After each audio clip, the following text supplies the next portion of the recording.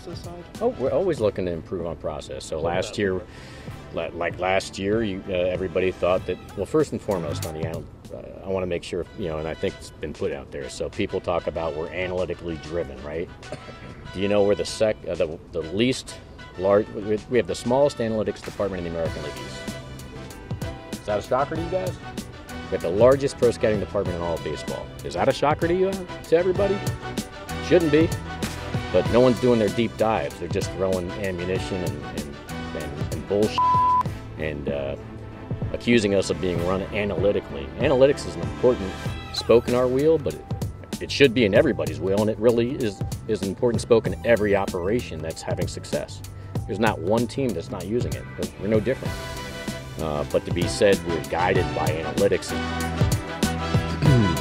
That's New York Yankees general manager Brian Cashman stumbling over himself to talk about whether or not the Yankees are analytically driven. An accusation made by fans in the media that there's no real managing going on, that there's just a spreadsheet that tells the manager what to do. And he says, we're not analytically driven. We have analytics, but we have scouting, and then we're the 5th largest in the NL East, or AL, whatever they are. It doesn't matter. Baseball's over now.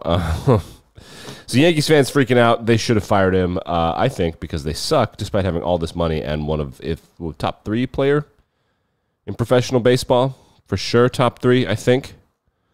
With Aaron Judge, he's the best. No, Shohei Ohtani's the best. Shut your mouth. Shohei, who can't pitch, may not be the best. Interesting to see. Daily Sports Podcast News 06 Gambling. What's up? It is technically Controversial Wednesday. Had some thoughts on some controversy today, but I think we're just going to do a normal show with some controversial stuff. Carson Wentz is back in the National Football League. The Los Angeles Rams, you can tell from this Barstool Sports terrible Photoshop. Carson Wentz back in the league. The Rams signing him. I am going to bet a ton of money, well, not a ton of money, but a reasonable amount of money on the Rams in their next game. I think they are at Seattle. It's just the vibes are going to be high, and then, he'll remind us who he is. He is going to try to, I would imagine, beat out Matthew Stafford at some point. He's going to try to be better than Matthew Stafford. I'm not sure how that's going to go. Big breaking news that a lot of older women know about. Jason Kelce has been named a finalist, or he will be featured in People Magazine's Sexiest Man Alive issue this year. There he is wearing a T-shirt that is an underdog thing, the dog masks for Philly back in the day when they won their Super Bowl. Shouts to Jason, good for you, bud. Showing some love. Showing some love to the offensive linemen out there. Good for you. You love to see it. Had some action last night, which is pretty cool. In the fourth quarter of all the games, check this out. What happened to action? Central Michigan and Western Michigan seem to be the only teams on this picture right here that understand what's going on. Tuesday night action, Ball State 17, Northern Illinois 17, Central Michigan 28, Western Michigan 28, and Ohio and Buffalo were tied at 10 in the fourth quarter. What are we doing? Score some points, boys. That's why you're here. Score some points. Let's get to this Michigan cheating scandal. There's more stuff. I told you there's more stuff coming out every day. The Wall Street Journal had a report. Before we get into counter stats and change our mind, Michigan has threatened to sue the Big Ten if there is any action taken against the Wolverines football program or Coach Jim Harbaugh. Quote, in an email to the Big Ten late last week, Michigan President Santa Ono warned that taking action before conducting an investigation would violate conference rules. The move escalates the battle between Michigan, a national title contender, blah, blah, blah, blah, blah, and its opponents who are clamoring for quick punishment of alleged activities they say have given the Wolverines a competitive advantage. So they're saying they're going to sue if they're punished, which is good. That I like that. Threaten to sue. Because they're going to try to win the national championship. Now, Michigan has one of its 2 losable games this regular season. See this picture from the Wall Street Journal. It's hard to tell here. Maybe if I can adjust this just for you. That's head coach Jim Harbaugh. They have their feature thing going on. So it's half of it is the title, half of it is the picture on the Wall Street Journal website. And then if we expand, that's Connor Stalions right there. There he is. I hope that I didn't script that window for further YouTube usage. So there he is. Okay. Connor Stalions. What a guy. He is the best thing ever. Oh my God, he rules. It turns out he got in trouble. And this is from reporting from the Wall Street Journal, who I told you, when real journalists get involved, that's not what you want. He got in trouble because as a coach, he lived close to the stadium in Ann Arbor. Property records indicate he purchased a $500,000 house near the Michigan campus shortly before his stint with the Marines ended. So as he knows he's going to come out of the service, not long after he moved in that spring, dozens of old vacuum cleaners appeared on his front porch.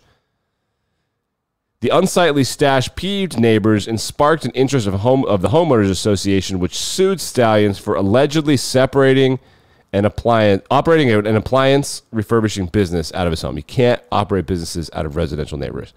That's what HOAs are for. Stalions fought back and represented himself in court. This happened last year. This isn't old news that they're digging up. This happened 13 months ago. Here's his response to being sued for vacuum cleaners. I suspect that whoever has chosen to sue me, either one, doesn't like the fact that I'm a veteran, or the veteran card, or two, is a Michigan State fan and knows I'm a Michigan football coach and wants to draw my attention away. He had one Spartans fan in mind, quote, someone named Jeff who lived down the street and had a son attending Michigan State. Everyone's son attends Michigan State. It's got 50,000 students.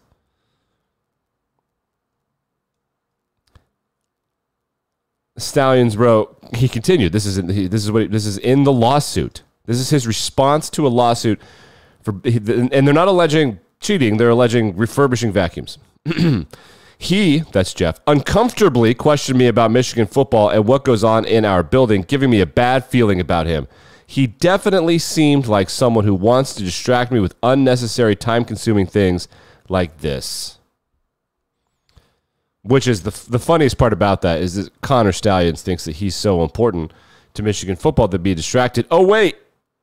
What if he was?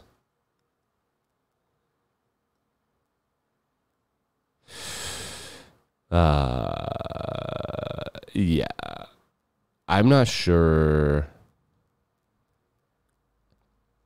Stalions did admit to starting a limited liability company to sell restored items on Amazon. That he kept his inventory in a nearby storage unit. A judge ruled against him and ordered him to stop whatever business he was operating. He did file for a business, and here he is. That's him posing with a car in front of Michigan. Look at this car. I mean, what a panty dropper. Look at him. Unbelievable. This is from this is not his Instagram. That's Blake Corum, who a lot of Michigan fans think could win the Heisman. He's not a top 20 running back in college football. Sorry. He's not a top 2 running back at Ole Miss or Georgia. He's fine. He's a fine running back. He's not. Anyway, so Blake Corum, why is he posting this? Here's a filing for LLC. It is, of course, formed in Wyoming so that they don't have to pay taxes. Look at that. Someone's got the internet and listens to Joe Rogan and Andrew Tate. So there it is. BC2, which I'm guessing Blake Corum 2. It says Blake Corum number 2 Housing LLC. Limited liability. Are they funneling money to him? Perhaps. Parties. Connor Stalions, Connor O'Day, and Blake Corum. Huh. God, this is great. This Connor Stalions guy is, how do I say this politely, a dipshit. But apparently he served in our great military, so I thank you for your service. But he went to our military not to serve his country, but to beat Ohio State at football. He literally... Also, so there's some rumblings. This is going to be the greatest day of my life. There are some rumblings that because he used Michigan computers,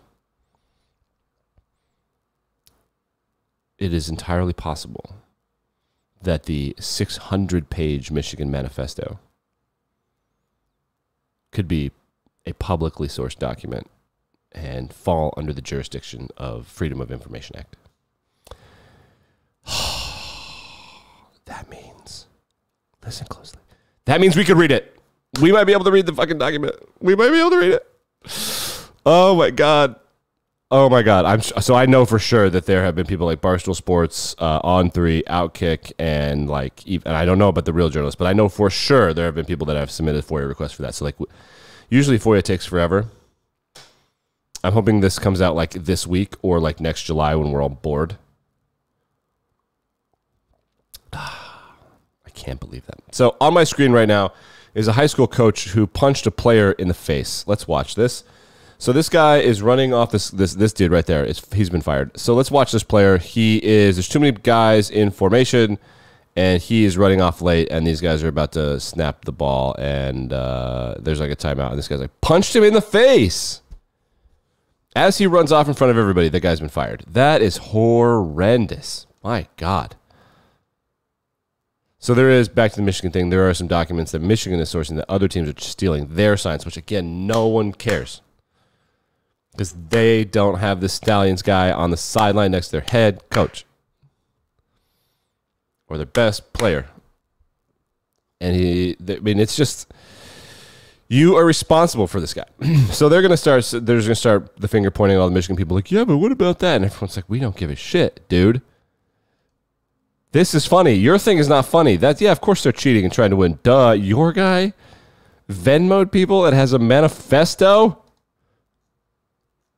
Bruh.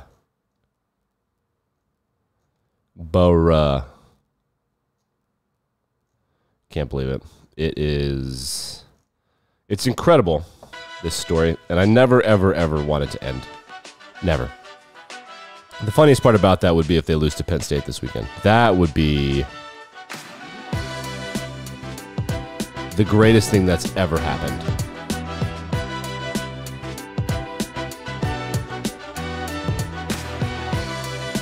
Just, please, Penn State. We are all on your side. Please, God.